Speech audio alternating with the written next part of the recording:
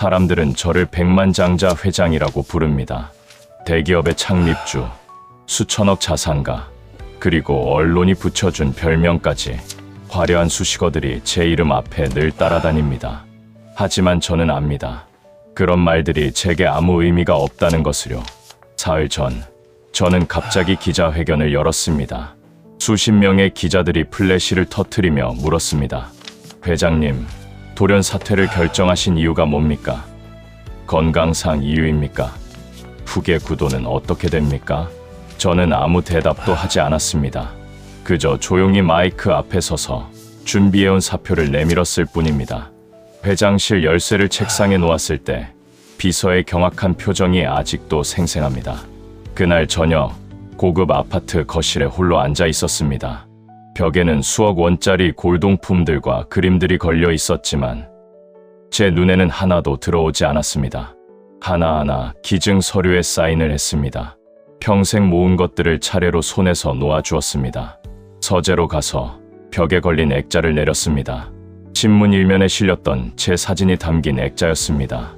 백만장자 회장, 무에서 유를 창조하다라는 제목이 붙어 있었죠. 그 액자를 뒤집었을 때 먼지 쌓인 또 다른 사진을 발견했습니다. 20대의 제가 한 여자와 해변에서 웃고 있는 사진이었습니다. 사람들은 제게 묻습니다. 어떻게 그 모든 것을 포기할 수 있느냐고. 저는 이렇게 대답합니다. 전부 버려도 찾을 수 없는 게 있다고. 그것을 찾기까지 저는 30년이 걸렸습니다. 모든 것은 그 바다에서 시작되었습니다. 30년 전으로 돌아가 보겠습니다.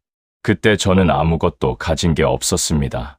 24살, 낡은 청바지를 입고 해진 운동화를 신은 가난한 청년이었습니다. 그날도 작은 미술학원 앞을 지나가고 있었습니다. 비가 내리고 있었는데 우산도 없이 그 학원 창밖에 서 있었습니다. 창 안에서는 한 여자가 아이들에게 그림을 가르치고 있었습니다. 그녀의 이름은 하은이었습니다. 저는 매일 그 학원 창가를 지나갔습니다. 그녀의 웃음을 훔쳐보기 위해서였습니다. 그녀가 웃을 때마다 창밖에 서 있던 저도 따라서 미소를 지었습니다. 어느 날 그녀가 우연히 창밖을 보았고 저와 눈이 마주쳤습니다. 그녀가 손을 흔들었습니다. 너무 당황해서 뒤돌아 뛰어갔습니다. 뒤에서 그녀가 작게 웃는 소리가 들렸습니다. 그 후로 저희는 가까워졌습니다. 작은 카페에서 함께 커피를 마시곤 했습니다. 사실 커피를 살 돈이 없어서 물만 마셨습니다. 그녀는 자신의 스케치북을 펼쳐 보여주곤 했습니다. 그녀가 어제 그렸다며 보여준 것은 바다 그림이었습니다. 파도가 밀려오고 석양이 물드는 아름다운 바다였습니다. 우와, 진짜 잘 그리시네요. 제가 감탄했습니다. 그녀가 웃으며 물었습니다. 나중에 제 그림 사줄 거예요? 사요. 꼭 살게요. 제가 돈 많이 벌면요. 진지하게 대답했습니다. 그런데 그녀는 고개를 저었습니다. 그림은요, 사는 게 아니라 느끼는 거예요. 제 눈을 바라보며 말했습니다. 그때는 그 말의 의미를 이해하지 못했습니다.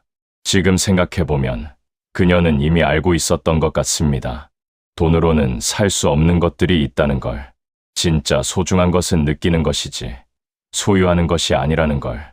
하지만 당신은 달랐습니다. 두려웠습니다. 가진 게 없다는 것이, 그녀에게 초라한 남자로만 남는 것이. 밤마다 작은 원룸으로 돌아와 거울을 볼 때마다 낡은 셔츠와 해진 구두를 입은 제 모습이 한심하게 느껴졌습니다. 그래서 미친 듯이 일했습니다. 도서관에서 밤을 새우며 공부했고 새벽 3시까지 책을 읽었습니다. 다른 사람들이 모두 잠들었을 때도 혼자 형광등 아래서 미래를 준비했습니다. 면접을 보고 작은 회사에 취직했고 또 밤낮으로 일했습니다. 그리고 마침내 기회가 왔습니다. 네, 투자를 받는다고요. 전화를 받고 소리쳤습니다. 제 작은 아이디어에 누군가 투자를 하겠다는 것이었습니다. 전화를 끊고 주저앉아 울었습니다. 기쁨의 눈물이었습니다. 하은 씨한테 얼른 말해야지. 떨리는 손으로 휴대폰을 꺼냈습니다. 하지만 전화는 받지 않았습니다. 1번, 2번, 3번. 계속 전화를 걸었지만 그녀는 받지 않았습니다. 이상한 불안감이 엄습했습니다. 택시를 타고 그녀의 집으로 달려갔습니다. 초인종을 눌렀지만 대답이 없었습니다. 계속 눌렀지만 아무 소리도 들리지 않았습니다. 그때 옆집 할머니가 나오셨습니다. 아가씨 찾아요. 그 아가씨 이사 갔어요. 어제 멍하게 서 있었습니다. 네, 귀를 의심했습니다. 그날 밤 비가 내렸습니다. 빗속을 뛰어다니며 그녀를 찾았습니다. 하은 씨, 하은 씨, 목이 쉬도록 소리쳤습니다. 사람들이 저를 이상하게 쳐다봤지만 상관없었습니다. 다음 날 아침 비가 그쳤을 때 그 미술학원 앞에 서 있었습니다. 창문은 텅 비어 있었습니다. 새로운 선생님이 아이들을 가르치고 있었습니다. 창문에 손을 대고 그 자리에 한참을 서 있었습니다. 그녀는 말없이 떠났습니다. 편지 한 장도, 전화 한 통도, 아무것도 남기지 않았습니다. 그날 이후 세상을 원망했습니다. 사람을 믿지 않았고 사랑을 버렸습니다. 세월이 흘렀습니다. 30대가 되었을 때 회사는 더 커졌습니다. 직원들이 일하는 더 넓은 사무실을 갖게 되었습니다. 하지만 제 표정은 점점 차가워졌습니다. 어느 날 비서가 들어와 말했습니다. 회장님, 미술관 초대장이 왔습니다. 다 거절하세요? 미술 관련된 건 전부 차갑게 말했습니다. 그녀의 이름을 부르지 않았습니다. 그녀의 그림을 보지도 않았습니다. 40대가 되었을 때 고급 아파트에 혼자 살고 있었습니다.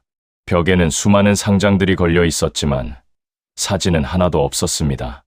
텅 빈 식탁에서 혼자 식사를 했습니다.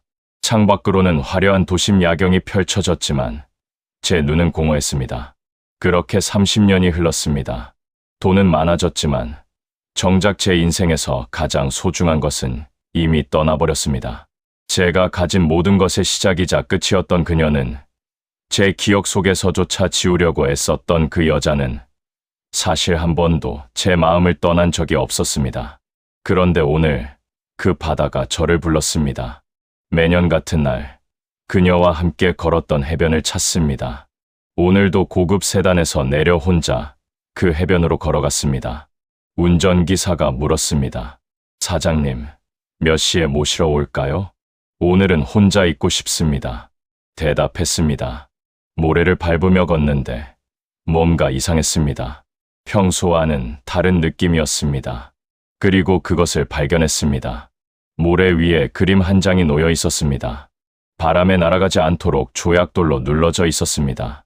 걸음을 멈추고 그 그림을 바라보았습니다. 손을 뻗었습니다. 손이 떨렸습니다. 그림을 집어들었습니다. 그림 속에는 젊은 제가 있었습니다. 그리고 제가 평생 지워버리려 했던 그 여자의 미소가 있었습니다. 저희 둘이 이 해변에서 웃고 있었습니다. 종이는 색이 발에 있었고 가장자리는 거의 찢어져 있었습니다. 그때 옆에서 목소리가 들렸습니다. 그 그림, 혹시 당신 거 아닙니까? 천천히 고개를 돌렸습니다. 한 남자가 서 있었습니다.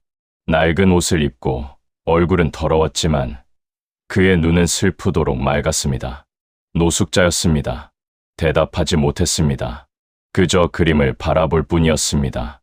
그 순간 바람이 불었고 파도가 제 발을 적셨습니다. 그리고 깨달았습니다. 그 바다가 저를 부른 이유를, 30년 만에 제가 돌아와야 했던 이유를. 모든 이야기는 이제부터 시작입니다. 그 노숙자를 바라보았습니다. 그는 조심스럽게 저에게 다가왔습니다. 석양이 그의 뒤에서 빛나고 있었고 그의 윤곽만이 희미하게 보였습니다. 이 그림 어디서 구하셨습니까? 떨리는 목소리로 물었습니다. 그는 잠시 망설였습니다. 그리고 조용히 대답했습니다. 어머니의 유품입니다. 그 한마디가 제 가슴을 찢었습니다. 제 손에서 그림이 떨어졌습니다. 모래 위로 그림이 떨어지는 것이 슬로우 모션처럼 느껴졌습니다. 어머니가 누구십니까? 비틀거리며 물었습니다. 하은입니다. 그가 답했습니다. 그 순간 세상이 멈춘 것 같았습니다. 숨을 쉴 수 없었습니다. 30년 동안 지워버리려 했던 그 이름이 이 낯선 남자의 입에서 나온 것입니다. 노숙자가 저를 부축했습니다.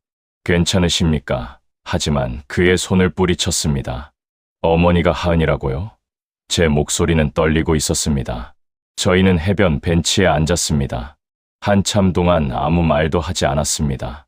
파도 소리만 들렸습니다.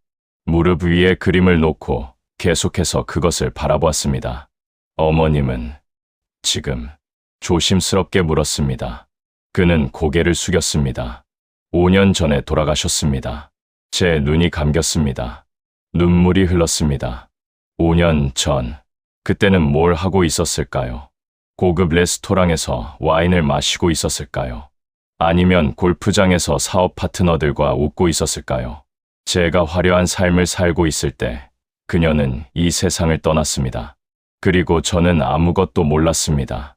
어머님은 왜 떠나셨습니까? 물었습니다. 30년 동안 품고 있던 질문이었습니다. 그는 긴 침묵 끝에 대답했습니다. 그건 저도 나중에야 알았습니다. 낡은 가방에서 편지 한 통을 꺼냈습니다. 봉투는 누렇게 변색되어 있었습니다. 어머니가 제게 남긴 편지입니다. 돌아가시기 한 달 전에 쓰신 거예요. 이 편지에 모든 게 적혀 있습니다. 편지를 제게 건넸습니다. 떨리는 손으로 그것을 받았습니다. 봉투를 뜯고 편지를 펼쳤습니다. 그녀의 필체였습니다. 30년 만에 보는 그녀의 글씨였습니다. 혜준아, 엄마가 이 편지를 쓰는 오늘, 내가 30살이 되었구나. 엄마는 오늘 너한테 고백할 게 있어. 내 아버지에 대해서. 편지를 읽으며 30년 전으로 돌아갔습니다. 그녀는 그때 병원에 있었습니다. 의사가 조심스럽게 말했습니다. 하은 씨, 검사 결과가 나왔습니다. 심장 판막에 선천적 결함이 있습니다. 수술을 하지 않으면 3년 정도로 봅니다. 수술 비용은 얼마나 되나요? 그녀가 담담하게 물었습니다.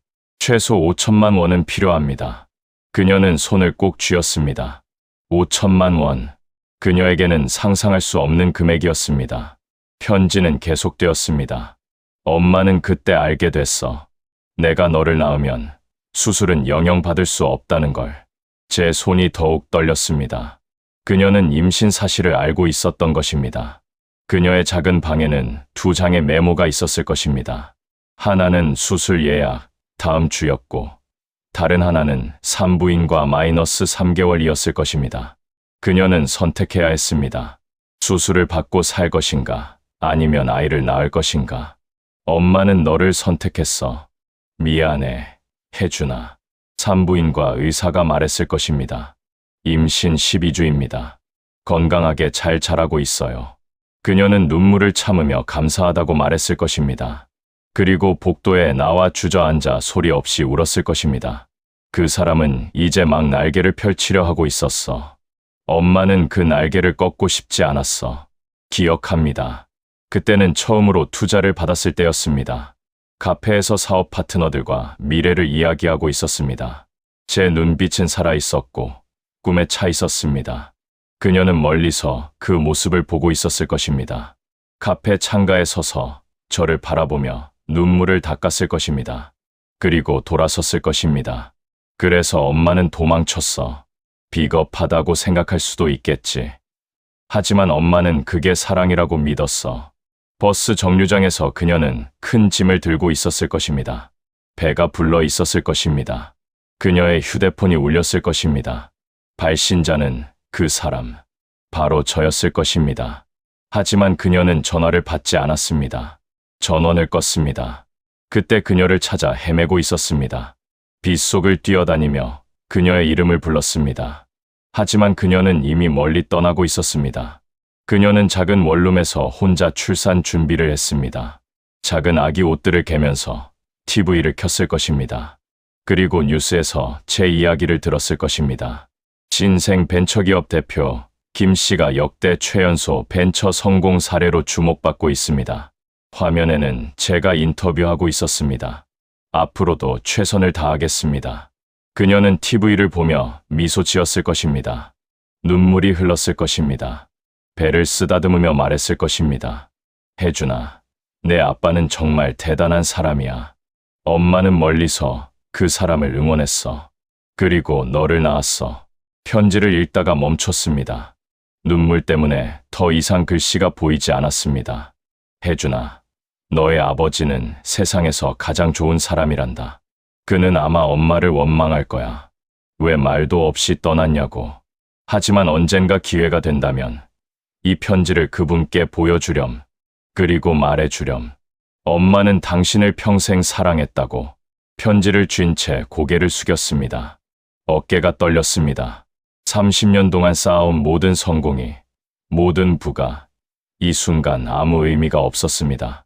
한참 후 고개를 들어 그를 바라보았습니다. 저는 몰랐습니다. 그녀가 그렇게 힘들었는지. 저는 한 번도 찾지 않았습니다. 그가 조용히 말했습니다. 어머니는 그걸 바라셨을 거예요. 아니요. 고개를 저었습니다. 저는 찾았어야 했습니다. 세상 끝까지라도 찾았어야 했습니다. 해가 완전히 졌습니다. 파도 소리만 들렸습니다. 당신 이름이 뭡니까? 물었습니다. 이혜준입니다. 제 숨이 멈췄습니다. 혜준. 그녀가 좋아하던 이름이었습니다. 기억합니다. 30년 전 카페에서 그녀에게 물었습니다. 나중에 아이 생기면 이름 뭐로 지을래요? 혜준이요. 그녀가 웃으며 대답했습니다. 혜준. 네. 바다처럼 넓은 마음으로 사람들을 도와주라는 뜻이에요. 당신이 지어준 이름이라고 할 거예요. 그때는 농담인 줄 알았습니다. 하지만 그녀는 진심이었습니다. 혜준. 그의 이름을 불렀습니다. 그리고 모래 위에 무릎을 꿇었습니다. 60대 노인이, 수천억 자산가가, 백만장자 회장이 한 노숙자 앞에서 무릎을 꿇었습니다. 혜준아. 제 목소리는 떨리고 있었습니다. 일어나세요. 그가 당황하며 말했습니다. 하지만 고개를 들지 못했습니다. 미안하다. 아빠가 미안하다. 그의 눈에서도 눈물이 흘렀습니다. 그도 무릎을 꿇었습니다. 아버지, 저희 둘은 모래 위에서 마주 보았습니다. 파도가 저희 발끝을 적셨습니다. 석양이 마지막 빛을 뿌렸습니다. 그 순간 제 30년이 무너졌습니다. 제가 쌓아온 모든 것이 의미를 잃었습니다. 하지만 동시에 제가 평생 찾던 것을 드디어 찾은 것 같았습니다. 30년 만에 처음으로 진짜로 울었습니다. 그날 밤 호텔 객실에서 잠을 이룰 수 없었습니다. 창밖을 바라보며 서 있었습니다. 손에는 그 그림과 편지가 있었습니다. 그녀는 저를 사랑했다고 했습니다. 하지만 저는 그녀를 지키지 못했습니다. 아니, 지키려고 노력조차 하지 않았습니다. 그저 제 상처에 빠져 세상을 원망하며 살았습니다. 그림을 다시 보았습니다. 그림 속 그녀의 미소는 여전히 환했습니다. 제가 기억하던 그대로였습니다. 이른 아침, 다시 그 해변으로 갔습니다. 혜준이 같은 자리에 앉아 있었습니다. 어제와 똑같은 자리, 똑같은 자세였습니다. 잠은 안 주무셨습니까? 제가 물었습니다. 익숙해요. 그가 답했습니다. 그 옆에 앉았습니다. 한참을 말없이 바다를 바라보다가 조심스럽게 물었습니다. 혜준 씨, 어머니가 돌아가셨을 때 당신은 어디 계셨습니까? 그는 잠시 침묵했습니다. 병원이었어요. 하지만 저는 장례식도 제대로 치러드리지 못했습니다. 왜요? 돈이 없었거든요. 그가 쓸쓸히 웃었습니다. 어머니는 저한테 항상 말씀하셨어요. 넌 그림을 그려야 한다고. 하지만 저는 그림으로는 밥을 먹을 수 없었어요. 혜준이 말을 이었습니다.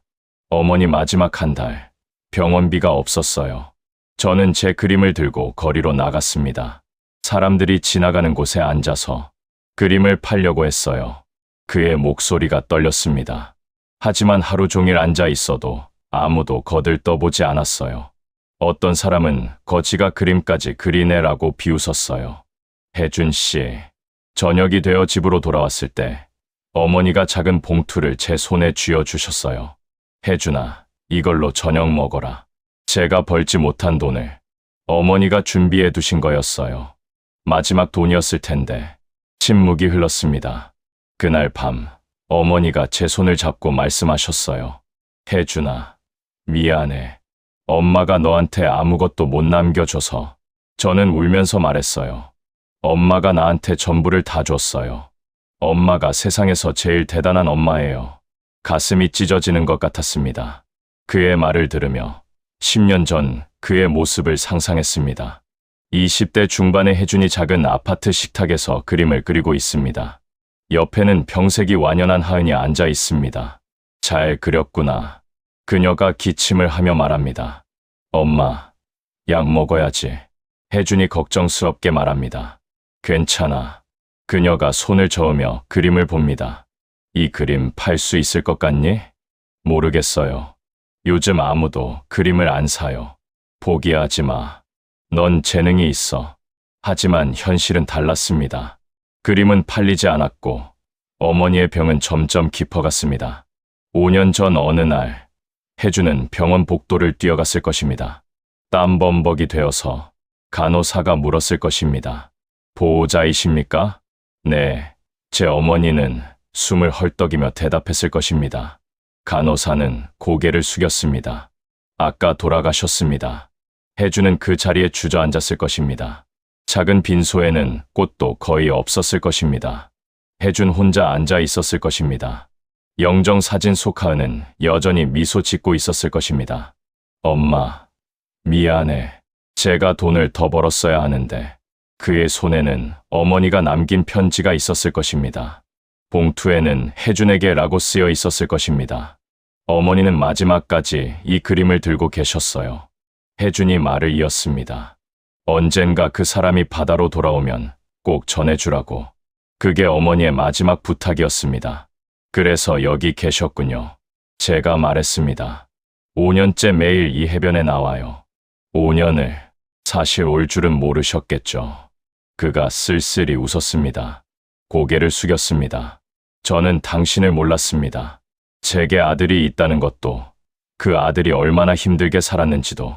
해가 떠올랐습니다. 붉은 햇살이 바다를 물들였습니다. 혜준 씨, 제가 불렀습니다.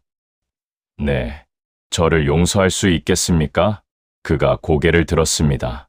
저는 아버지로서 할 일을 하지 못했습니다. 당신과 당신 어머니를 지켜주지 못했습니다. 아버지, 그의 눈에 눈물이 고였습니다. 어머니는 당신을 원망하지 않으셨어요. 어머니는 항상 말씀하셨어요. 그 사람은 좋은 사람이다. 언젠가 만나면 미워하지 말아라라고. 소리 내어 울었습니다. 60년을 살면서 이렇게 울어본 적이 없었습니다. 한참 후 혜준을 바라보았습니다. 혜준 씨, 저는 이제 어떻게 해야 할까요? 제가 무엇을 할 수 있을까요? 그가 잠시 생각하다가 말했습니다. 아버지, 그냥 제 이야기를 들어주세요. 그것만으로도 충분합니다. 고개를 끄덕였습니다. 눈물을 닦았습니다. 듣겠습니다. 당신의 모든 이야기를. 저희는 근처 작은 카페로 갔습니다. 처음으로 아버지와 아들로서 마주 앉았습니다. 어머니는 그림을 참 좋아하셨어요. 저한테도 늘 그림을 그리라고 하셨죠. 그분은 원래 그림 선생님이었으니까요. 제가 미소 지으며 말했습니다.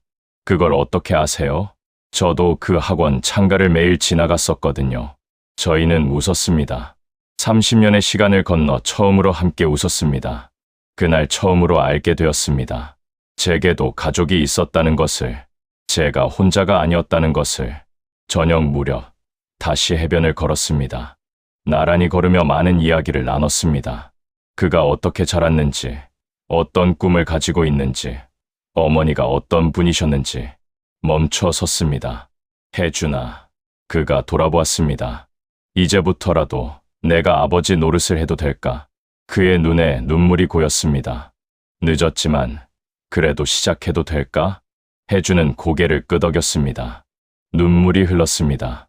아버지, 그를 끌어안았습니다. 파도가 저희 발을 적셨습니다. 석양이 저희를 감싸 안았습니다. 그 순간 제가 평생 찾던 것을 드디어 찾은 것 같았습니다. 돈도 아니고 명예도 아니고 성공도 아닌 진짜 제 인생의 의미를 찾은 것 같았습니다.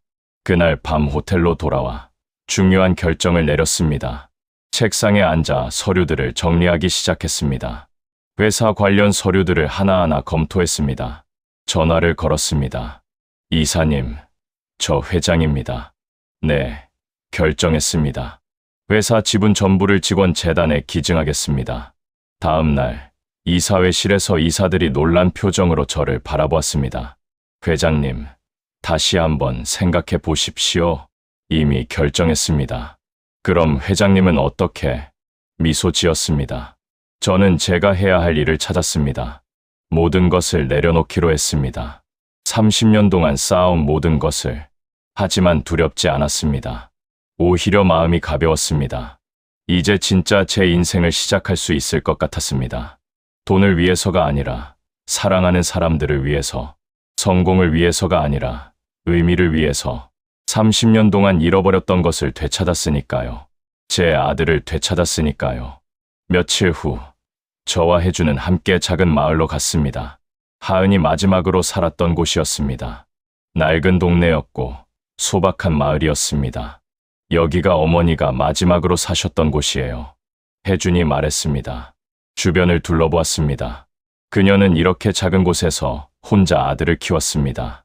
병을 안고 가난과 싸우며 하지만 포기하지 않고 빈 건물 하나가 눈에 들어왔습니다.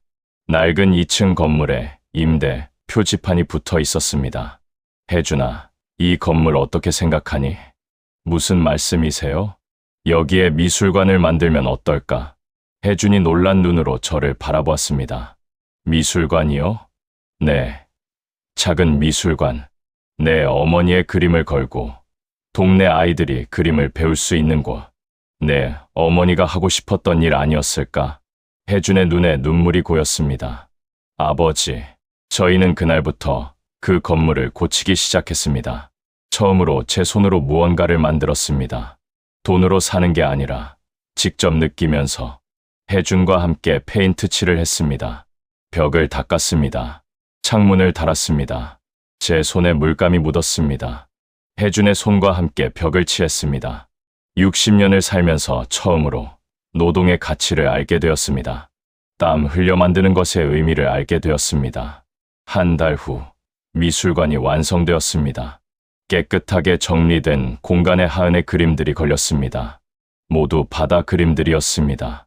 그리고 마침내 벽에 어머니의 첫 그림을 거는 날이 왔습니다. 혜주는 어머니의 가장 아름다운 바다 그림을 들고 벽 앞에 섰습니다. 하지만 그의 손이 떨렸습니다. 그림을 들고 있는 손이 망치를 쥔 손이 심하게 떨렸습니다. 아버지, 혜준의 목소리가 떨렸습니다. 저 못하겠어요. 손이 말을 안 들어요. 다가가서 그의 어깨에 손을 얹었습니다. 왜 그러니? 이 그림을 벽에 거는 순간 엄마가 정말로 가신 것 같아서요. 그의 눈에서 눈물이 흘렀습니다. 제가 그의 손을 잡았습니다. 떨리는 손 위에 제 손을 포겠습니다. 같이 하자, 아들아. 네, 어머니는 가신 게 아니야. 이 그림 속에, 이 벽에, 이 갤러리에, 그리고 우리 마음속에 계신 거야. 저희는 함께 망치를 들었습니다. 아버지와 아들의 손이 함께 첫 번째 못을 박았습니다. 그림이 벽에 걸리는 순간 창문으로 햇살이 쏟아져 들어왔습니다. 빛이 그림을 비췄습니다. 그림 속 바다가 살아 숨쉬는 것처럼 빛났습니다. 혜준이 그림을 바라보며 조용히 말했습니다. 엄마, 우리가 해냈어요. 저도 함께 그림을 바라보았습니다. 그림 속 석양이 마치 그녀가 우리를 향해 미소 짓는 것 같았습니다. 하나하나 그림을 보며 걸었습니다. 같은 바다였지만 모든 그림이 달랐습니다. 어떤 그림의 바다는 잔잔했고 어떤 그림의 바다는 거칠었습니다. 어떤 바다는 밝았고 어떤 바다는 어두웠습니다. 어머니는 평생 바다만 그리셨어요. 혜준이 옆에서 말했습니다. 왜 바다였을까? 편지에 적혀 있었어요. 바다는 모든 걸 받아준다. 슬픔도, 후회도, 그리움도. 그림 앞에 섰습니다. 그림 속 바다는 평온했습니다. 석양이 물들고 있었습니다. 그녀는 이 바다에 저를 담았던 거군요. 조용히 말했습니다. 미술관 입구에 간판을 달았습니다. 케은 하엔 갤러리. 혜준이 간판을 보며 물었습니다. 케은? 내 이름 혜준에서 한 글자. 내 어머니 하은에서 한 글자. 우리 세 사람의 이름이야. 혜준은 눈물을 흘렸습니다. 감사합니다, 아버지. 개관식 날 동네 사람들이 모여들었습니다. 아이들이 그림을 보며 감탄했습니다. 우와, 바다다. 진짜 예쁘다. 저와 혜주는 그 모습을 보며 미소 지었습니다. 그날 처음으로 느꼈습니다. 진짜 성공이 무엇인지를. 제가 회장으로 있을 때 성공했다고 생각했습니다. 돈을 많이 벌고 큰 회사를 만들고 사람들에게 인정받는 것이 성공이라고 생각했습니다. 하지만 진짜 성공은 이런 게 아니었을까요? 누군가를 행복하게 만드는 것, 의미 있는 일을 하는 것, 사랑하는 사람들과 함께하는 것. 미술관 2층에는 작은 작업실을 만들었습니다. 그곳에서 서툰 솜씨로 그림을 그리기 시작했습니다. 캔버스 위에 바다를 그렸습니다. 서툴지만 진심을 담아서 어느 날 혜준이 작업실로 올라왔습니다. 아버지도 그림 그리세요? 아주 못 그리지. 쑥스럽게 웃었습니다. 아니요, 좋은데요. 마음이 느껴져요. 붓을 내려놓았습니다. 네, 어머니가 말했었어. 그림은 사는 게 아니라 느끼는 거라고. 이제야 그 말의 의미를 알 것 같구나. 저희는 매일 저녁 해변을 걸었습니다. 아버지와 아들로서 나란히 걸으며 하루를 이야기했습니다. 어느 날 저녁, 저희는 손에 그 낡은 그림을 들고 해변에 앉아 있었습니다. 처음 발견했던 그 그림이었습니다. 아버지, 이 그림 이제 어떻게 할 거예요? 그림을 바라보며 말했습니다. 네, 어머니한테 돌려드려야 할 것 같구나. 바람이 불었습니다. 일어나 그림을 들고 바다로 걸어갔습니다. 파도가 제 발을 적셨습니다. 하은 씨, 하늘을 보며 말했습니다. 그림을 바람에 맡겼습니다.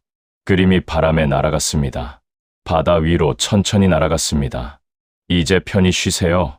혜준도 옆에 섰습니다. 저희는 함께 그림이 날아가는 것을 보았습니다. 엄마가 이제 바다로 가는 거예요. 혜준이 조용히 말했습니다. 그림이 파도에 닿았습니다. 천천히 바다 속으로 사라졌습니다. 그날 드디어 그녀를 보낼 수 있었습니다. 30년 동안 붙잡고 있던 슬픔을, 후회를, 원망을 모두 보낼 수 있었습니다. 밤에 미술관에 혼자 있었습니다. 벽에 걸린 하은의 그림들을 보았습니다. 그 옆에는 제가 그린 서툰 바다 그림도 걸려 있었습니다. 그림 아래 작은 명패가 있었습니다. 무죄, 김조. 이제 압니다. 그녀가 왜 평생 바다를 그렸는지. 바다는 모든 걸 받아주니까요. 우리의 사랑도, 우리의 후회도, 우리의 용서도.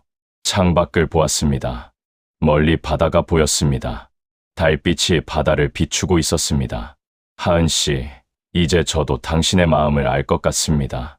당신이 왜 그렇게 많은 바다를 그렸는지, 왜 저를 떠났는지, 왜 아무 말도 하지 않았는지. 당신은 사랑했기 때문이었군요. 저를 진짜로 사랑했기 때문에 저를 놓아준 거군요. 미안했습니다. 이제야 알게 되어서 늦어서 미안합니다. 하지만 이제는 알겠습니다. 당신이 남긴 가장 소중한 선물을, 우리 아들 혜준이를. 저는 이제 좋은 아버지가 되겠습니다. 당신이 못다한 사랑을 제가 이어가겠습니다. 그날 밤 평온하게 잠들 수 있었습니다. 30년 만에 처음으로. 시간이 흘렀습니다. 1년이 지났습니다. 해엔 갤러리는 마을의 작은 명소가 되었습니다. 매일 사람들이 찾아왔습니다. 아이들이 그림을 배우러 왔고 어른들은 그림을 보러 왔습니다. 매일 미술관에 나갔습니다. 아이들이 그림 그리는 것을 지켜보았습니다. 혜주는 훌륭한 선생님이 되었습니다. 어머니처럼 아이들을 가르쳤습니다. 어느 날 한 아이가 그림을 완성했습니다. 바다 그림이었습니다. 선생님, 다 그렸어요. 혜준이 아이 옆에 앉았습니다. 우와, 정말 잘 그렸구나. 이 바다는요, 우리 할머니 생각하면서 그렸어요. 할머니가 보고 싶었구나? 아이가 고개를 끄덕였습니다. 할머니가 하늘나라 가셨거든요. 그럼 이 바다가 할머니한테 너의 마음을 전해줄 거야. 아이가 환하게 웃었습니다.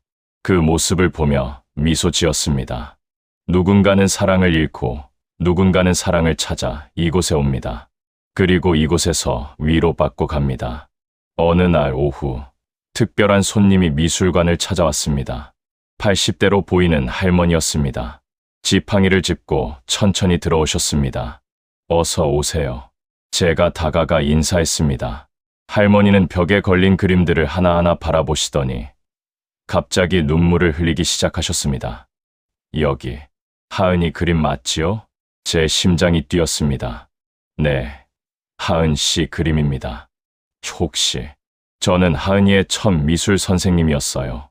할머니가 떨리는 목소리로 말씀하셨습니다.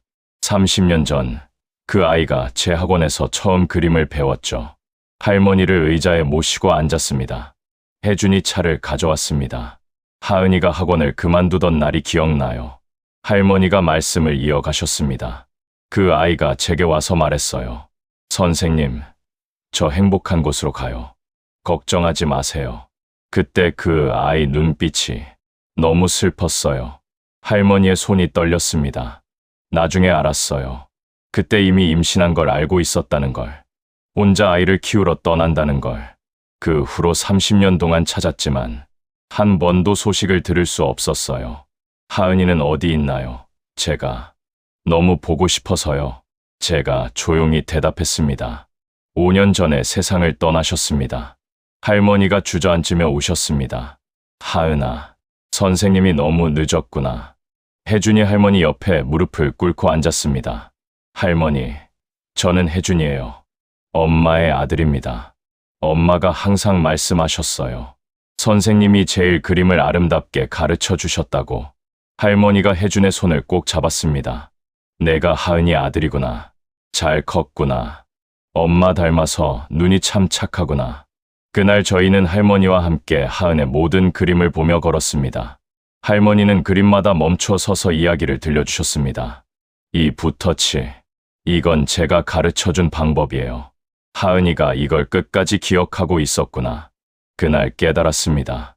그녀를 기억하는 사람이 저만이 아니었다는 것을. 그녀가 얼마나 많은 사람들의 마음속에서 여전히 살아 숨 쉬고 있는지. 할머니가 돌아가시기 전 제 손을 잡고 말씀하셨습니다. 하은이를 이렇게 기억해 주셔서 감사합니다. 이 아이가 정말 행복했을 거예요. 매일 저녁 해변을 걸었습니다. 때로는 혜준과 함께, 때로는 혼자.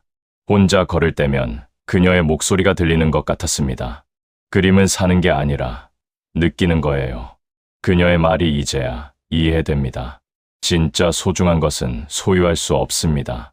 다만 느낄 수 있을 뿐입니다. 사랑처럼, 추억처럼, 바다처럼 하은의 기일이 되었습니다.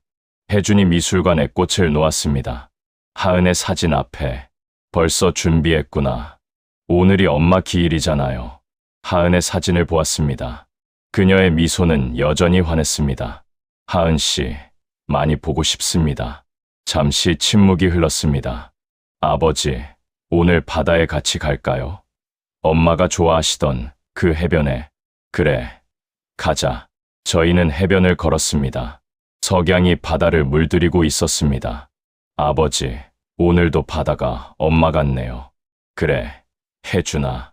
오늘도 엄마가 우리를 안아주는 거야. 저희는 걸음을 멈추고 바다를 바라보았습니다. 그때 느꼈습니다.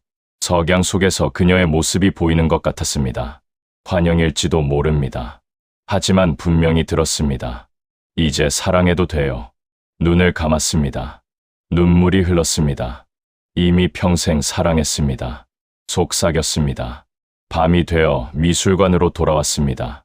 2층 작업실에서 그림을 그렸습니다. 이제 조금 더 나아진 솜씨로 캔버스 위에 바다와 두 사람의 실루엣을 그렸습니다. 아버지와 아들이 해변을 걷는 모습이었습니다. 혜준이 올라왔습니다. 아직도 그림 그리세요? 이제 조금 재미있어졌거든. 점점 더 좋아지시네요. 네, 어머니만큼은 못 그리지. 그래도 아버지의 마음은 느껴져요. 붓을 내려놓았습니다. 혜준아. 네, 고맙다. 내가 있어서. 혜준의 눈에 눈물이 고였습니다. 저야말로 아버지가 있어서 다행이에요. 저희는 포옹했습니다. 아버지와 아들로서, 30년 만에 만난 가족으로서 새벽에 혼자 해변에 나갔습니다. 새벽 바다는 고요했습니다. 사람들은 묻습니다. 후회하지 않느냐고. 그 모든 것을 버리고 후회하지 않느냐고. 대답합니다. 이제야 진짜 제 인생을 찾았다고. 과거에는 회장실에서 일했습니다. 고급 차를 타고 다녔고 화려한 삶을 살았습니다. 하지만 행복하지 않았습니다. 항상 무언가 비어있는 것 같았습니다. 지금은 작은 미술관을 운영합니다. 아이들과 함께 웃고 아들과 함께 저녁을 먹습니다. 서툴지만 그림을 그립니다. 그리고 행복합니다. 이것이 진짜 제 인생입니다. 돈을 위한 삶이 아니라 사랑을 위한 삶, 성공을 위한 삶이 아니라 의미를 위한 삶. 낮이 되어 미술관이 문을 열었습니다. 젊은 커플이 들어왔습니다. 남자가 여자의 손을 잡고 있었습니다. 여기가 그 유명한 행 갤러리야. 우와, 진짜 예쁘다. 그들은 그림을 보며 걸었습니다. 그들을 지켜보았습니다. 이곳에는 매일 새로운 사랑들이 찾아옵니다. 젊은 사랑도, 오래된 사랑도, 잃어버린 사랑도. 젊은 남자가 여자에게 속삭였습니다. 나중에 우리도 이렇게 바다 그림 그릴까? 좋아. 그들을 보며 미소 지었습니다. 그럴 때마다 조용히 말합니다. 바다는 다 알고 있습니다. 사랑은 끝나지 않아요. 저녁이 되어 혜준과 함께 해변을 걸었습니다. 저 사람들 봤니? 네. 저들도 언젠가 이 바다를 기억하겠지. 사랑을 기억하듯이. 바다는 다 알고 있나 봐요. 그래. 바다는 다 알고 있어. 사랑은 끝나지 않는다는 걸. 밤이 되어 미술관에서 마지막으로 그림들을 보았습니다. 벽에 걸린 모든 바다들. 하은의 바다, 제 바다. 그리고 앞으로 이곳을 찾을 모든 사람들의 바다. 하은의 마지막 그림 앞에 섰습니다. 그림 속에는 바다와 두 사람의 뒷모습이 있었습니다. 그림 아래 작은 글씨가 있었습니다. 사랑하는 당신에게 언젠가 다시 바다에서. 하은. 그녀는 떠났지만 그녀의 바다는 제 안에 남았습니다. 그리고 그 바다는 지금도 누군가를 사랑하고 있습니다. 그림에 손을 댔습니다. 그녀의 온기가 느껴지는 것 같았습니다. 새벽에 혜준과 함께 해변에 앉아 있었습니다. 해가 떠오르고 있었습니다. 아버지. 응? 행복하세요? 그래. 지금이 제일 행복하구나. 저희는 일어나 손을 잡았습니다. 함께 해변을 걸었습니다. 사랑은 사라지지 않습니다. 시간이 지워도 바다는 기억합니다. 햇살이 바다 위로 쏟아졌습니다. 미술관에 걸린 하은의 그림들이 빛났습니다. 저와 혜준이 해변을 걸어가는 뒷모습이 석양에 물들었습니다. 그리고 그 바다는 영원히 우리를 안아줄 것입니다. 이 이야기는 사랑하는 사람을 떠나보낸 모든 이들에게 바칩니다. 바다는 기억합니다. 당신의 사랑을.